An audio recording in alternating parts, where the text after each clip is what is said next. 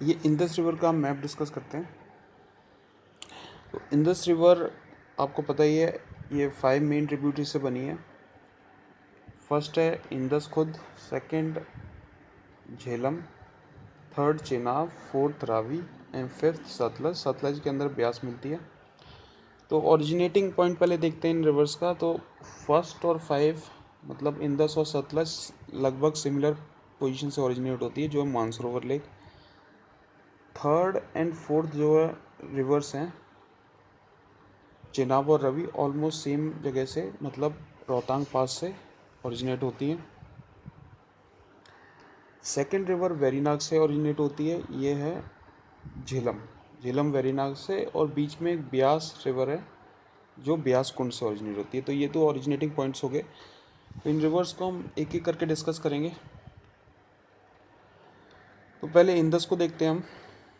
तो जो Indus river है इसकी हम ट्रिब्यूटरीज देखते हैं पहले। तो इंडस रिवर ओरिजिनेट जो है मानसरोवर लेक से हो रही है, मानसरोवर लेक वाले रीजन से हो रही है। और इसकी ट्रिब्यूटरीज क्या हैं, पहले इसमें जसकार मिलती है जो कि जसकार रेंज से आती है। ये वाली जो लाइन है पतली वाली, ये जसकार रेंज है, ये लद्दाख रेंज है, और ये सबसे ऊपर वाली कराकोरम रेंज है। ठीक है, तो ये सबसे ऊपर कराकोरम, फिर सेकंड लद्दाख, फिर ये जसकार।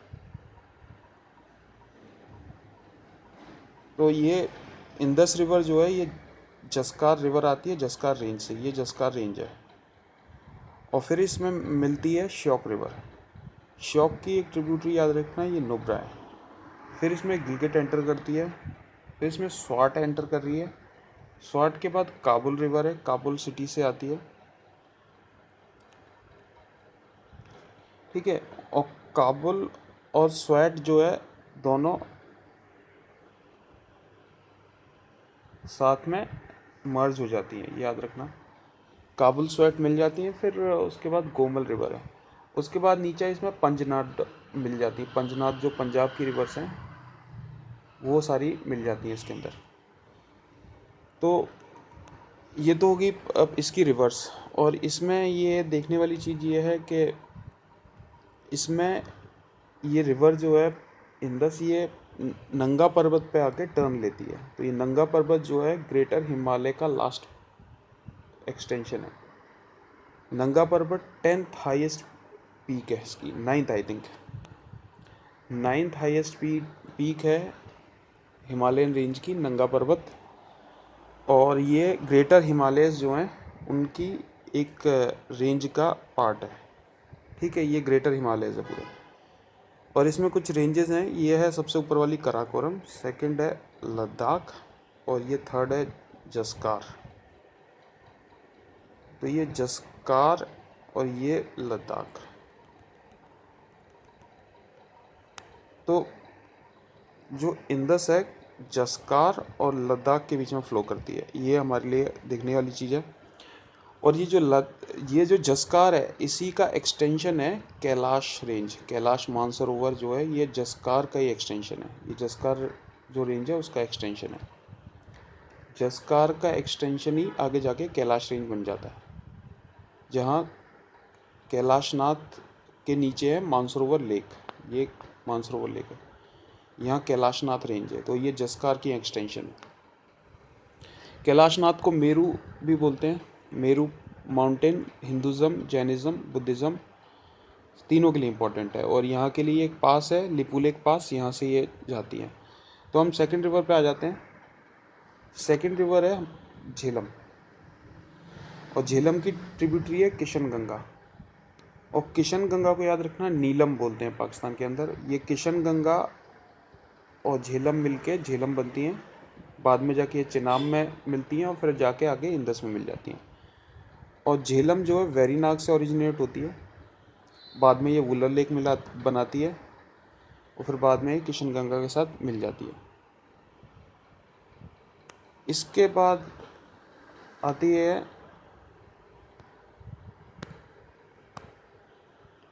इसके बाद अपने पास है ये चेनाब रिवर। चेनाब रिवर दो ट्रिब्यूटरी से बनती है, चंद्र और भागा, ये चंद्र और ये भागा, ये दोनों मिलके चंद्रभागा मिलती है और इसका डिफॉर्म नेम बन जाता है चेनाब।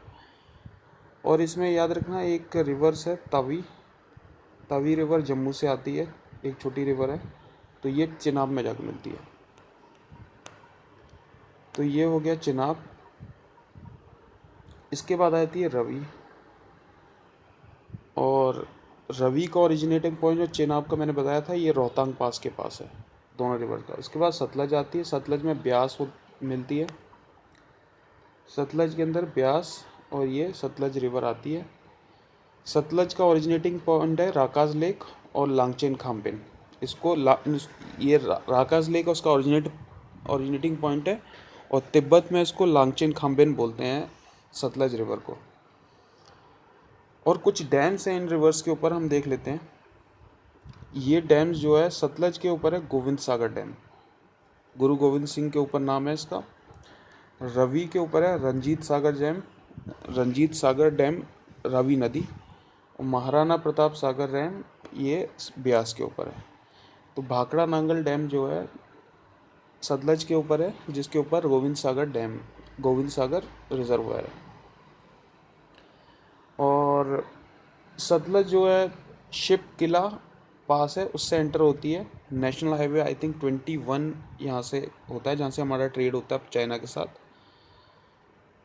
इसके बाद हमें ये डैम हो गए। ये डैम कुछ 3 डैम है इसके ऊपर चेनाब के ऊपर, बगलीहार, सलाल और दुलहस्ती। ये 3 डैम है, काफ़ी ये इम्पोर्टेंट है इसलिए क्योंकि इनके ऊपर डिस्प्यूट्स रही हैं पाकिस्तान की वजह से। और किशनगंगा प्रोजेक्ट है, इस पर भी डिस्प्यूट रही है पाकिस्तान की तरफ से। ये आप डैम याद रख सकते हैं, और इनमें हम जीत गए हैं वैसे तो।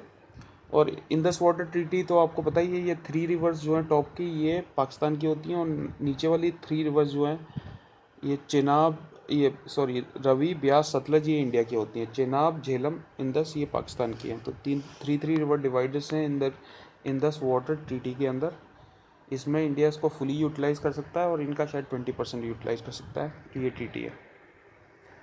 और ये इंडस रिवर जो है आगे जाके ये पंजनाद मिल जाता है, पंजनाद बोलते हैं। ये पंजाब की सारी रिवर मिल जाती हैं इंडस में, तो इसको पंजनाद बोलते हैं पंजाब की सारी रिवर्स को।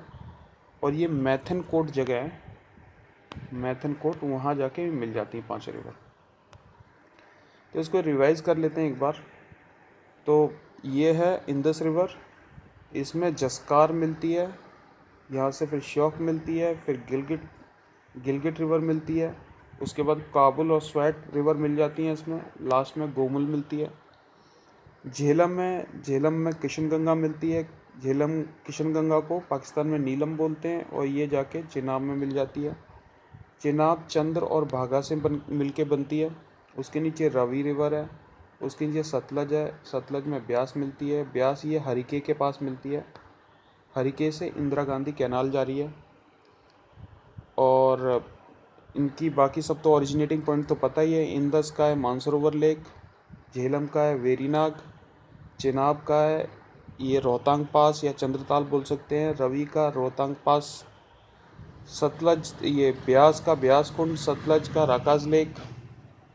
और डैम्स पता ही है, बगलीहार, दुलहस्ती, सलाल ये चेनाब के ऊपर, और किशनगंगा जो है झेलम की ट्रिब्यूटरी है।